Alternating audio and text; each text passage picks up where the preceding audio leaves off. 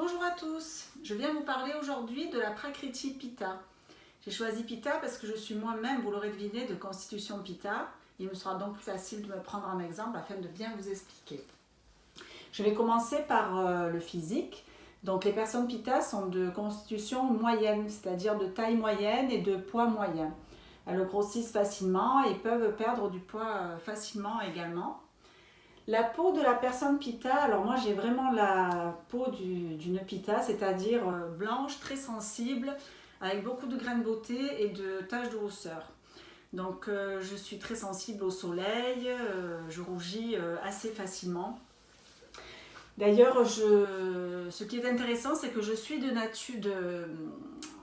nationalité, d'origine tchèque, donc d'origine slave.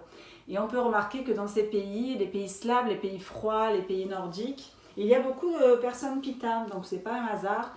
La nature nous a bien fait, nous a donné beaucoup de feu afin de pouvoir lutter contre le froid. Bon, bien sûr, ça peut un peu moins se voir maintenant puisqu'on voyage beaucoup. Mais dans les pays chauds, il y aura beaucoup plus de personnes de type Vata qui auront du froid en elles pour s'habituer à cette chaleur.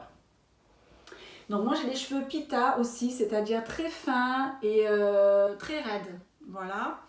Les personnes qui ont des cheveux grisonnants précocement ou une calvitie précoce également peuvent être de nature Pitta. C'est comme si le feu brûlait un peu tout sur son passage, comme la pilosité. Donc je n'ai pas de poils sur les bras, très peu sur les jambes. Et même mes sourcils, voilà, je ne sais pas si vous voyez, mais c'est un tatouage. Je n'ai absolument plus de sourcils.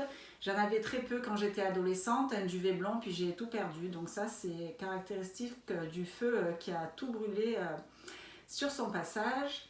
Le visage Pitta aussi est très régulier. Donc chez moi, ce qui est le plus frappant, c'est le nez. Donc très fin et très pointu.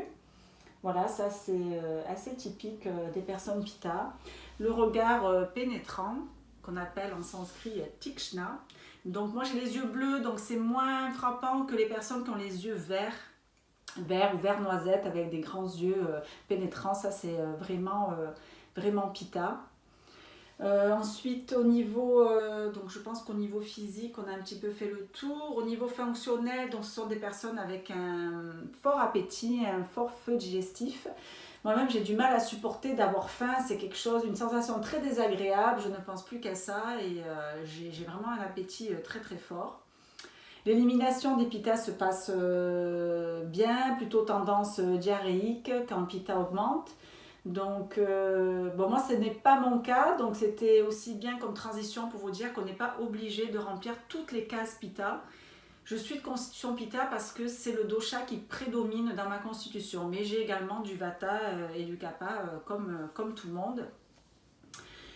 Donc, voilà, donc là, on a parlé de la digestion, de l'élimination. Je supporte très mal la chaleur, donc pour revenir à ce que je disais, j'ai beaucoup de feu en moi, donc j'ai du mal j'aime pas l'été, j'aime pas la chaleur, je préfère le froid. Voilà, je suis attirée par l'opposé, ce qui peut plus m'équilibrer en fait. Au niveau caractère, donc les personnes Pitta sont très ambitieuses, très perfectionnistes. Elles aiment bien que tout soit carré, tout soit nickel. Donc ce qui est compliqué pour elles, c'est l'échec. Voilà, vous allez me dire, c'est compliqué pour tout le monde d'échouer, mais pour une personne Pitta, c'est vraiment très très difficile parce que on a du mal à accepter qu'on se soit trompé et que tout n'ait pas été parfait comme on l'avait décidé.